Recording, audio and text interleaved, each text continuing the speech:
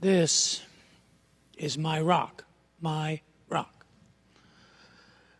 Now, it's not the rock. I mean, that's more of a metaphorical rock that we cling to, that we stand on, that represents our faith. But this is my rock. This is Dave's rock. I found this on Friday morning with my foot.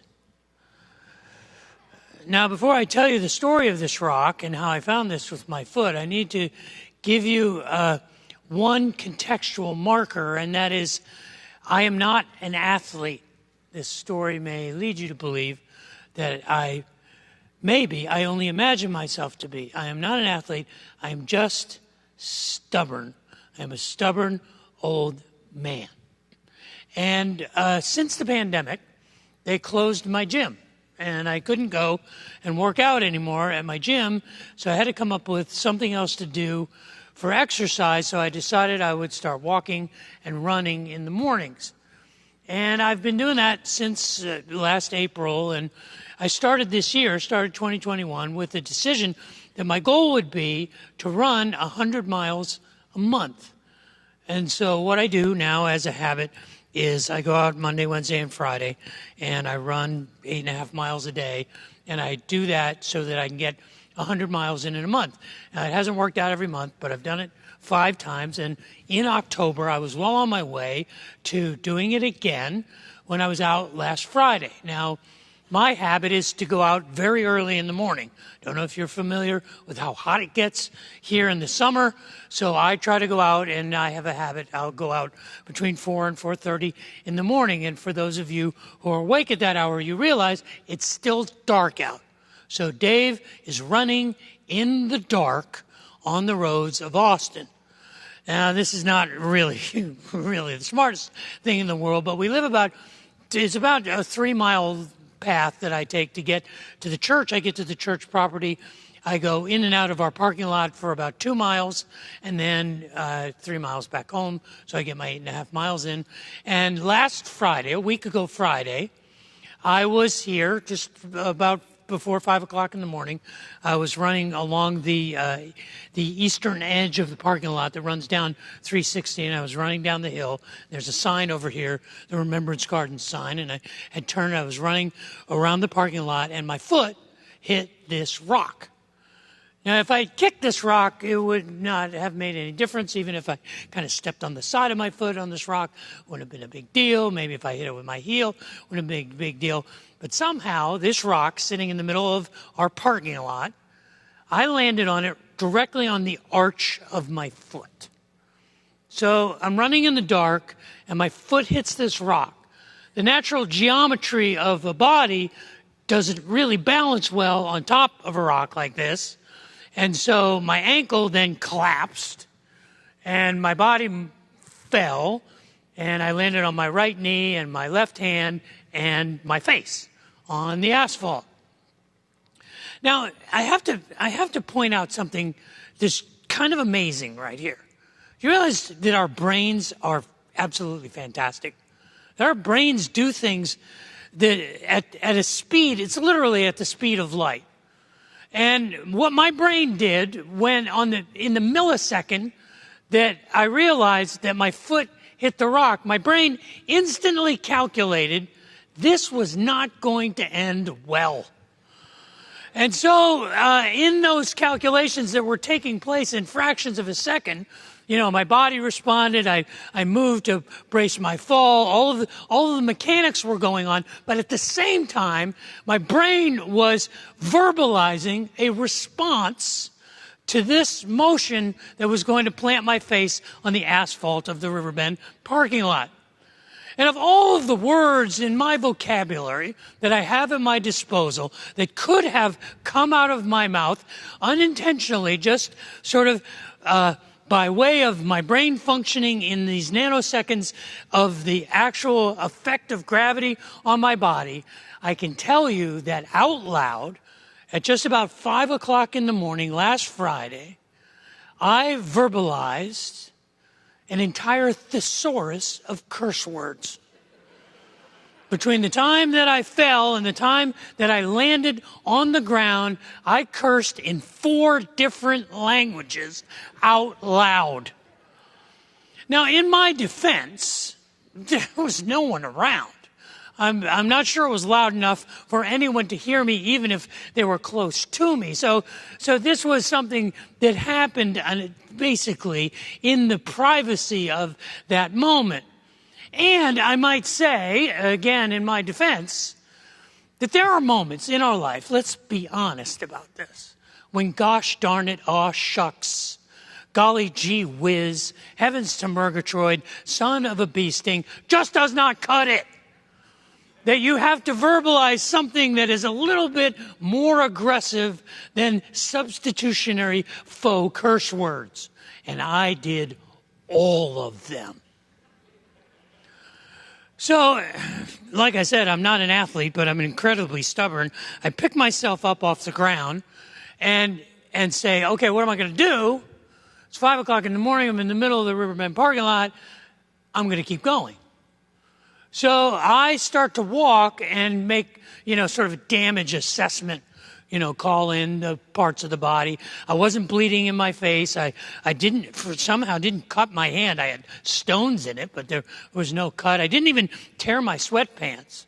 But my left foot and my left ankle were telling me, we're done. We're done for the day. We have signed off and gone somewhere else. And all the signals I was getting from my foot were, stop doing what you're doing and go somewhere and cry.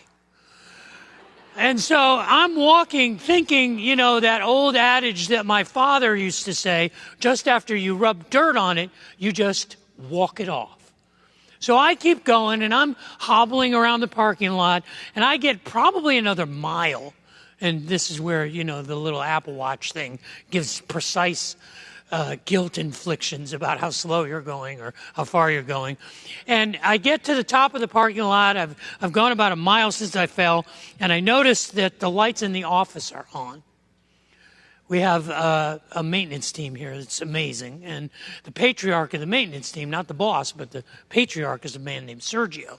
Sergio gets in between 4 and 4:30 every morning, and he starts to turn everything on, turn on the lights, get everything up and running, unlock the doors, makes everybody breakfast tacos. It's pretty sweet. And Sergio was here, and I saw Sergio, so I walked in the office, put the fear of God in the poor man when I just walked in at a little after 5, and I had him unlock my office, and I sat down, and I said, I called it. It was done. Now, as I was sitting there, I realized, okay, my ankle and my foot are really hurting, and this is not good. And I began to assess what might be the consequences of this injury. But I can tell you that the thing I was the most upset about in that moment was that I couldn't finish my run. And as I was assessing how badly my foot and my ankle were hurting, I was thinking, I won't even make my month. I won't make my 100-mile month. And my wife had this event planned, and the women's ministry was doing art at the Bend on Friday night and Saturday. And I had said, I'm going to help you, baby. I'll be a part of it. And by the time an hour passed, I could barely stand on my foot. And I thought, this is terrible. I didn't even finish my run. Now you could say, Dave, you're just OCD. You're just a stubborn old man, and that's why it is. But there's something about setting a goal. There's something about saying, okay, I am going to do what I set out to do. That when you can't do it and you want to, is incredibly frustrating. See, I believe there's an axiom that applies to life, and I've seen it worked out enough times that I believe it's reliable. It may not be true 100% of the time, but it's a reliable axiom, and it's the axiom that says 80% of the time, 80% of the work is done by 20% of the people. Have you ever heard that? Like if you've ever been in a study group in college, if you've ever had a project at work, if you've ever been involved in anything that involved more than a couple of people, it seems to play out that 80% of the people do 20% of the work. 20% of the people do 80% of the work. And it seems to me that those 20% are the people who are committed to see the thing through. And I've seen it play out in the church. I mean, 20% of the people give 80% of the money. 20% of the people do 80% of the volunteer work. And I've actually seen, and I have a theory that amplifies the 80-20 axiom. And it's what I call the 80-20-20 rule. Because I believe that the real leaders, the real difference makers, the people who influence the influential, the leaders of the leaders, are the 20% of the 20%. If 20% of the people do 80% of the work, 20% of that 20% are the real difference makers, are the real leaders of leaders, the people who influence the influencers. Now, I also believe that all of us are capable of being in the 20% of the 20%. Now, nobody can be in the 20% of the 20% 100% of the time. We don't have the ability. We don't have the gifts. We don't have the time. But all of us are capable. When the game is on the line, when push comes to shove, and the lot falls on us, and it is our turn, I believe all of us are capable of being difference makers, of being influential, of being people of excellence, of being people who are exemplary contributors. That's what I want to talk about for the next few weeks. I want to talk about the challenge of how do we identify in ourselves that 20% of the 20%? How do we become exceptional contributors? Because I believe we are all capable. We all have the capacity. When it is our turn, when it is our time, all of us have the ability to influence the influential. Whether it's in our role as parents, whether it's our role as community members, whether it's our role in our career. There are times when the lot falls on us, when the ball is ours, when the game is on the line, when others are looking for us to see the way through. But what are the attributes of an exceptional contributor? Over the next couple of weeks, I want to suggest 3 attributes. And the first attribute this week is real simple. Exceptional contributors finish what they start. Today I want to explore what that means. How is it that we can be exceptional contributors who finish what we start? But before we talk about that, would you pray with me?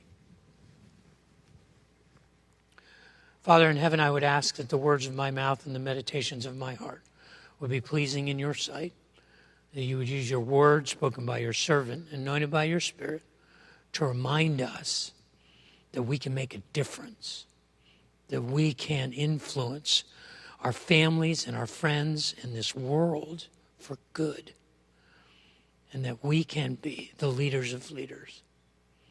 Pray that for myself, for my family, for all of us here. For I ask that in Jesus' name. Amen.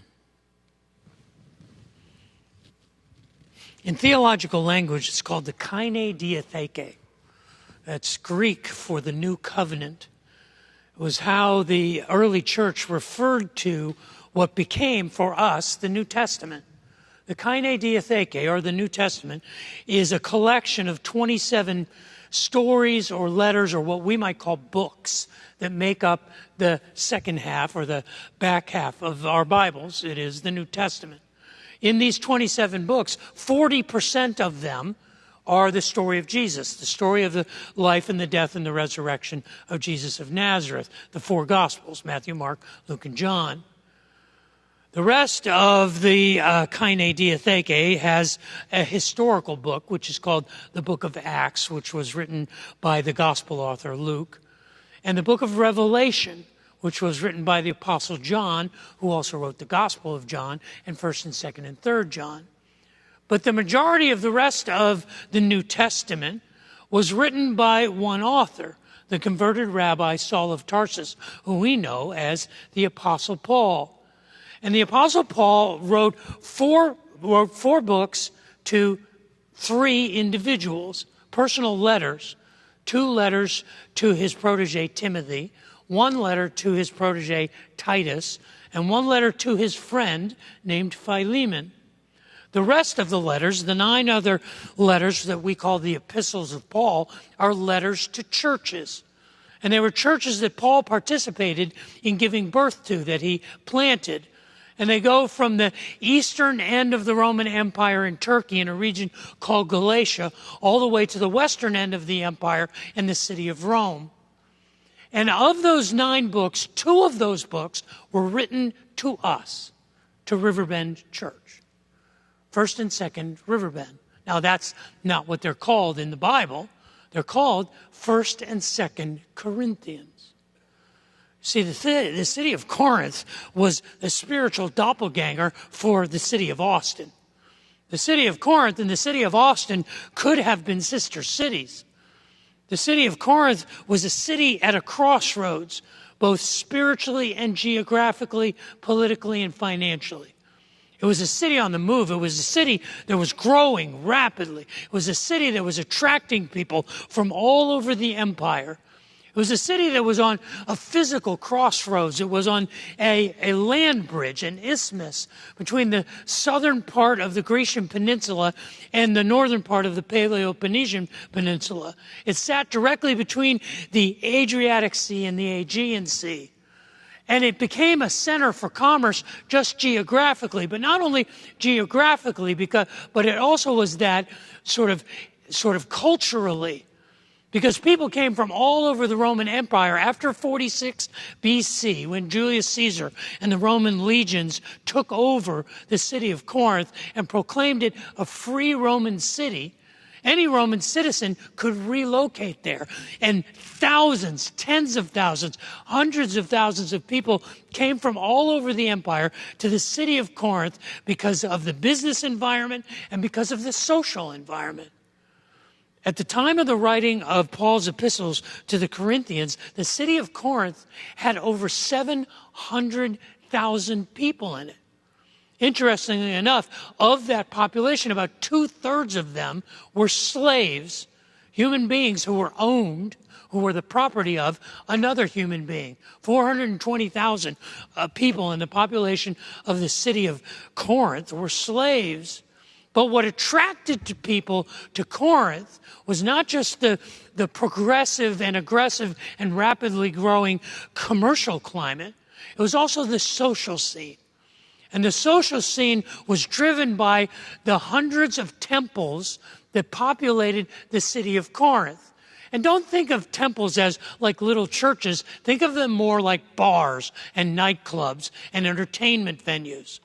Because these were places where people went to relax. The largest temple in the city of Corinth was the Temple of Athena. It was at the highest place, 180 feet above the main city of Corinth. And the Temple of Athena was the home to 1,000 priests. And these priests would offer themselves and their, let's just say, personal services to anyone who wanted to worship there. And people traveled from all over the empire to worship in the Temple of Athena and to participate with these thousands of priests. The nightlife and the cultural life in Corinth were very similar to the culture in Austin. You see, the city of Corinth was a city of new beginnings. It's where people came to start over. It, like Austin, was a city of second chances. And the church in Corinth was a church of second chances. And the centerpiece of that church was the idea that is the centerpiece of this church. And it is the unconditional, loving grace of God. Now, there were a lot of theological arguments, and the reason that Paul wrote 2 letters to the Corinthian church was to try to get them to focus and keep the main thing the main thing. And the main thing was grace. And the greatest enemy to grace were people who were coming out of previous religious environments, particularly people who came out of Judaism. They believed that in order for God to really love them, they had to behave a certain way. They had to do certain things. And if they had a Jewish tradition, it meant keeping the law. It meant that you didn't work on the Sabbath, on Saturdays, and that you didn't eat bacon, lettuce, and tomato sandwiches. You didn't eat forbidden food or unclean food or pork products. And you had your children circumcised according to the law. And they were advocating for this idea that God will love you when, and God will love you because, and God will love you if. And Paul said, no, that's absolutely not the message. The message is God's grace is a gift. And God doesn't love you so that. God loves you in spite of who you are. And that transforming grace was the centerpiece, was where the Apostle Paul was making his argument. Now, when we came to the second letter, and this is where I want us to focus our consideration on what it means to be exceptional contributors. I want us to look at the 8th and the 9th chapters of the second letter to the Church of Riverbend. Chapters 8 and 9 are most generally understood as Paul's explanation of why we should be generous people, why we should give. Out of grace we give, not in order to earn God's favor, but because we have it. And in 2 Corinthians chapter 8, the Apostle Paul makes the argument that the chief evidence of a people of grace is their generosity, is their willingness to give of themselves, of what they have been given. I want to go down to verse 10 in 2 Corinthians chapter 8, where the Apostle Paul says, I want you to listen to this piece of advice. Here is my advice. It would be good for you, it would be in your best interest for you to finish what you started a year ago. Last year, you were the first people who wanted to give. You wanted to be generous. You understood the grace that you had been given, and you wanted to share that. In fact, you were the first people to begin to give. You were the first to begin doing it. Now he says, now, a year later, finish what you started. Let the eagerness, let the passion that you had at the beginning be matched now by your generosity and your giving. This is an unusual approach for the Apostle Paul. In fact, in verse 10, the Apostle Paul uses a word that he only uses 3 times throughout all of his writings. And all 3 times he uses it when he's talking to the Corinthians. He uses it in 1 Corinthians 2 times, and here in 2 Corinthians chapter 8, verse 10. It is the word nomen, and it basically means, this is my opinion. It's kind of that thing that you do when you know you're going to say something that is provocative to someone, something that might trigger them.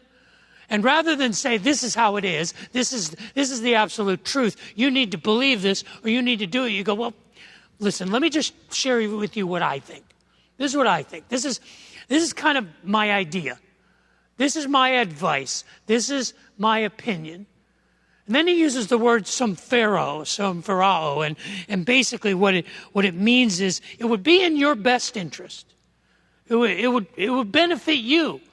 And what Paul is doing is he's massaging what he's about to say. He's saying, look, this is just my opinion, and this is for you.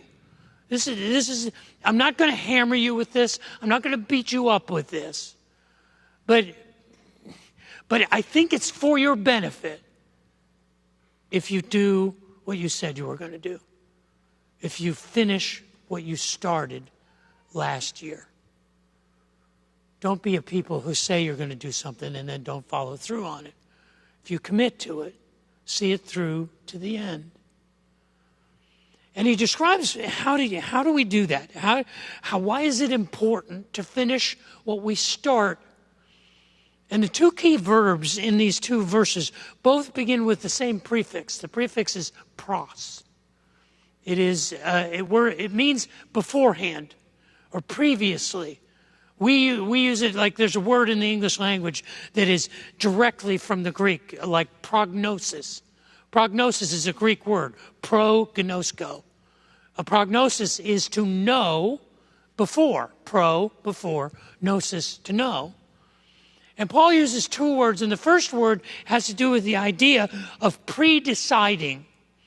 It is the word prosenarchomai, and it basically means to predetermine, to pre-decide. If you've ever done any distance running, or what I do when I wake up in the morning, I pre-decide how far I'm going to go. I predetermine what the goal is. Because you know when things get tough, and when you get tired, or when things don't go your way, if you haven't predetermined, I'm going to do this. This is what I'm going to accomplish. I am pre-deciding to do this. You won't make it all the way, because it's going to get hard. And he says, if you want to finish what you start, the first thing you have to do is you have to pre-decide. And then he has another word where he talks about pre-desiring. In verse 11, it's the word that's translated for eagerness. Let your eagerness, and that's the Greek word prothumia. And thumia is the word for desire. You pre-desire. What is your heart telling you? What is your passion? Where is your passion leading you? The way that we finish what we start is by pre-deciding and pre-desiring. This is what I want to do. And if I pre-decide and I pre-desire, then there's a third word, and it's a key word that occurs twice in these two verses. It's translated finish. And the Greek word is epiteleo. And the root of that, teleos, is the word that means to finish or to complete. But it doesn't just mean to finish, it means to perfect. If you pre-decide and you pre-desire and you want to finish what you start, you don't settle for close enough. You go the distance. You are the first in and you are the last out. You see, this is what the 20% of the 20% do. They are the people who say, I am not done until the job is done. I am not finished until it is teleos, until it is fully complete, made whole, even perfect. This is what leaders of leaders do. This is what the influential of the influencers do. And this is what Paul was saying. If you want to finish what you start, this is the kind of people you need to be. He says, it's just my opinion. This is just my advice. And it's for your benefit. I'm telling you this because this is what high quality individuals are about. This is what the kind of people that other people rely on are made of. This is the stuff that leaders of leaders are made of. I'm telling you this for your own benefit. It would be good for you to finish what you started before. Finish what you started a year ago. Last year, you were the first people to pre-desire to do this. In fact, you were the first ones to actually do it. You predetermined that you were going to finish it. Now, finish what you started. Let that pre-desire, let that passion, let that conviction, let that ambition that you had to be this kind of person be the thing that from the beginning is now matched by your generosity, by the way that you give now. See, Paul is laying out the architecture of what it means to be those people who are the 20% of the 20%. They don't just do 80% of the work or 80% of the responsibility. They lead the leaders that do that. And I believe that all of us, every one of us, has the capacity to do that. When the ball comes to us, when it is our turn, whether it's as a young parent who has to alter their lifestyle to care and love for their children, whether it's starting a new company and the sacrifices you have to make to get the thing off the ground. In those seasons, in those moments, all of us have the capacity. None of us can do it all of the time, but all of us can do it some of the time. All of us have the ability to be the exceptional contributor. And they're the difference makers in the city of Corinth and in the city of Austin. We're the ones who will bring hope and bring healing and bring transformation to a city like Austin. It's what Paul was hoping for in the city of Corinth. See, the city of Corinth, like the city of Austin, was rapidly growing. It was hard. It was hard in the city of Corinth, like it is in Austin, to find somebody who was born there. Most of the people came there. They were like me, transfers. We weren't born here, but we got here as fast as we could. And it's hard to find second and third generation Austinites. But it was hard to find second and third generation Corinthians as well. It was a city where people came to start over. It was a city where people came for a second chance. It was a city where you could begin again. And the Corinthian church was called to be that, just like Riverbend Church. And I believe that the letters to the Corinthians were written to our spiritual doppelganger. And by proxy, they were written to us. And the interesting thing about this process is that sometimes we are exactly what this city needs. We are exactly what each other needs. But that means we need to be people who are committed to the idea of seeing it through to the end, of finishing what we started, of pressing all the way through. And that's why I was so upset. Well, I'm not sure it was the only reason I was upset last Friday. I was frustrated because I had promised my wife I was going to help her with Art at the Bend. I had worked all week to kind of get everything organized so I could carve out the time Friday afternoon and evening and Saturday afternoon to help and to do what I could. And I couldn't even walk. I could barely put any weight on my foot at all. In fact, in the offices, when I was hiding out in the offices, I was using crutches to get around. And on the occasions when I went out into the building where all the folks were preparing for Art on the Bend, I knew what was going to happen. And it happened over and over and over. You know, I walk out there and I'm like, I'm limping. And people are saying, "You're limping. Why are you limping?" And I didn't want to tell them the real reason. Because the real reason was I was an idiot. I was running in the dark. And I stepped on a rock and I turned my ankle and I probably should go to the doctor, but I didn't want to explain that over and over. So I made up stories about ninjas and zombies and MMA fighting and other things just to say, I got to make this more interesting than it's just because I'm dumb. But as I was walking through the courtyard behind the kitchen late in the morning, Sergio sees me. The Sergio who I saw earlier that morning. Now, what you have to know about Sergio is not just that he's a generous, talented guy who just takes care of us and takes care of this place. But for Sergio, English is his third language. His first language is Spanish. He's from Mexico. His second language is Sergio. And he's the only person that speaks it. And I've known Sergio for 16 years, and I only understand about 20% of what Sergio is saying. Now, through hand gestures and just sort of deciphering, you can figure it out. But as I'm walking through the courtyard, Sergio comes up to me and he says, "Limit?" And I'm like, "Yeah, I'm limping, Sergio. I got that. The limit was limping." And he said, "And I'm like, "What?"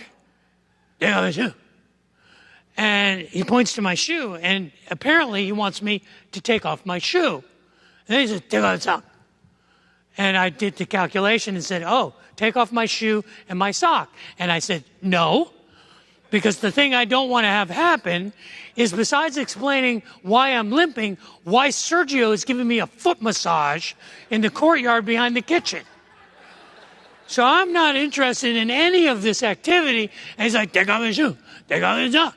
And I'm like, no, I'm not going to do it. And I'm like, why? Well, Sergio, why? I mean, you rubbing my foot is not going to help. And he pulls out of his pocket this little bottle. And he holds it up. And I said, what is that? He says, EBD. And I'm like, what? It's like, EBD. I'm like, Sergio, I'm not taking off my shoe and my sock so you can rub some kind of oil on my foot. And he looks at me and he goes, marijuana.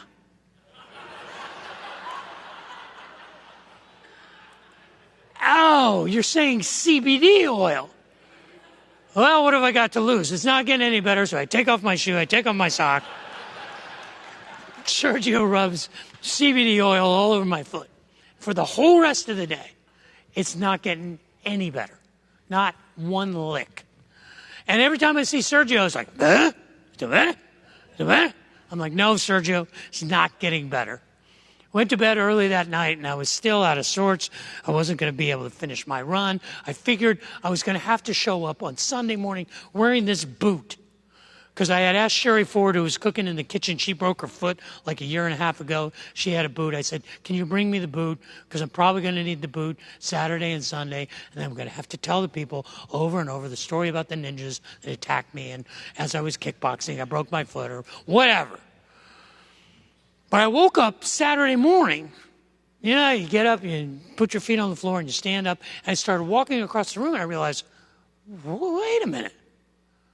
This doesn't hurt nearly as much as it did yesterday. It still hurt a lot, but it wasn't the excruciating, like, numbing pain that I had the day before. Now, I don't know if the CBD oil had anything to do with it or not. I'm willing to attribute it to a miracle of healing or Sergio's magical touch or CBD oil or any of it, but I was significantly better enough that I was able to help out Saturday. If you were here last Sunday, I was just standing here talking just like normal. And I don't know how it happened. All I know is that when we determine that we want to be influential, that when we want to be the people who make a difference, we should live that way as much as we can.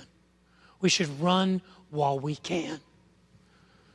Because you never know when you're going to find a rock. And when you find the rock and it throws you down, you don't want to quit. I'm going to keep this rock in my office to remind me to run when I can. And when I step on the rock, not to quit. Because I want to be one of those people that finish what they start. This is my rock.